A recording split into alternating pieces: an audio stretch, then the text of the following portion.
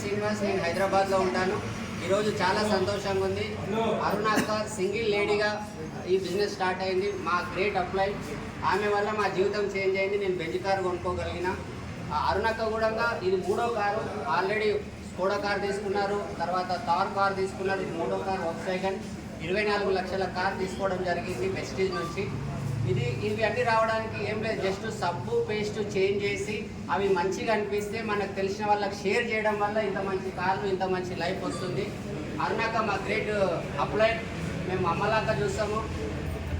ఒక single lady చేసిందంటే మీరు ఎవరైనా చేయగలుగుతారు. ఇలాంటి అవకాశం ఈ వీడియో చూస్తున్న ప్రతి ఒక్కరికి ఉంది.